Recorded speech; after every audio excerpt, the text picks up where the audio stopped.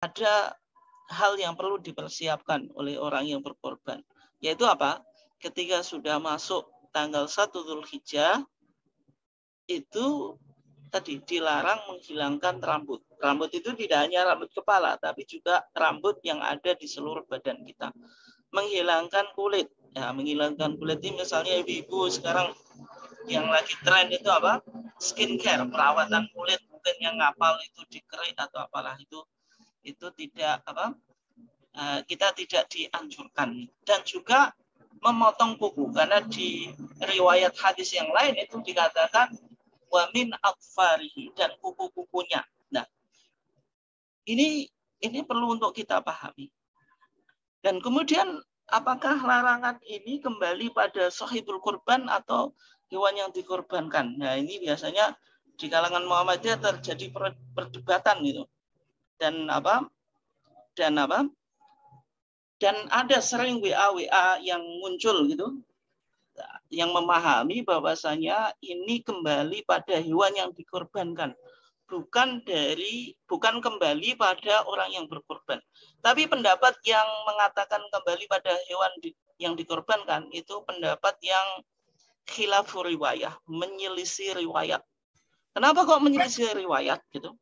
Ada berbagai macam argumentasi. Yang pertama, tidak ada seorang imam madhab pun dari sekian madhab itu, madhab 4 yang memahami itu kembali pada hewan yang dikorbankan. Semuanya sepakat itu kembali pada orang yang berkorban. Hanya saja mereka berselisih pendapat.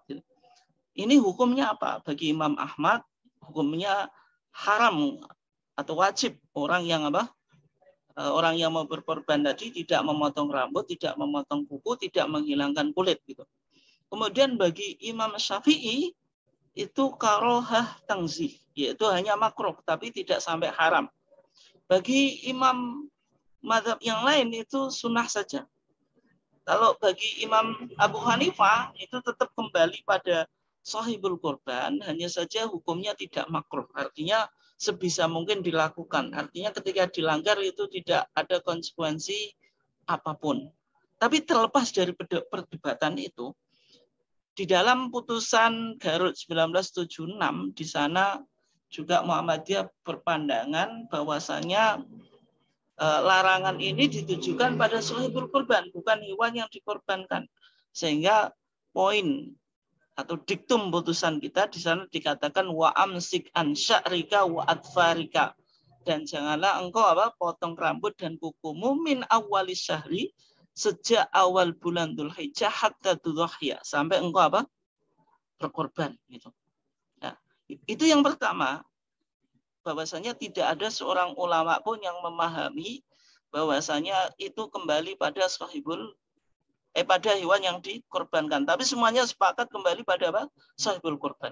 Biasanya sebagian orang yang berpendapat kembali pada hewan yang dikorbankan itu mengutip hadis ini, maka nalahu dzibhun yatbahuhu fa idza ahalla hilalu dzulhijjah fala ya'khud min sya'ri wala wa adfarihi hatta yudhhiya. Dianggap domir itu kembali pada dzibhun, padahal itu pemahaman yang tidak benar dalam gramatika bahasa Arab pun. Dengan asumsi mereka itu domir itu kembali pada yang dekat. Tetapi sekian ulama yang sangat paham bahasa Arab, tidak ada seorang pun yang memahami itu kembali pada hewan yang dikorbankan. Yang kedua tadi saya katakan, itu khilafur riwayah, menyelisih riwayat. Maksudnya hadis itu bisa kita telusuri dari riwayat-riwayat yang lain. Misalnya di sini, ini bisa dicek di kitab Irwaul Ghalil, yaitu juz 4, halaman 377 yang ditulis oleh Syekh Nasruddin Albani. Maka di sana dikatakan, ada riwayat dari Ummu Salamah juga. Di sana dikatakan apa? Idza dakhala asyru dzulhijjah, apabila telah masuk 10 hari Dzulhijjah, fala ta'khudanna min sya'rika, janganlah engkau mengambil rambutmu. Ini coba domirnya itu ka. Sya'rika itu kamu. Artinya tidak mungkin ini kembali pada hewan yang dikorbankan, karena Rasulullah berbicara pada sahibul kurban.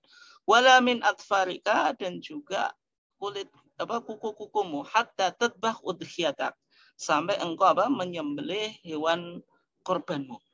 Nah, kemudian kalau kita lihat juga ya, yang lainnya, maka di sana ini dari Sa'id ibn al-Musayyab gitu.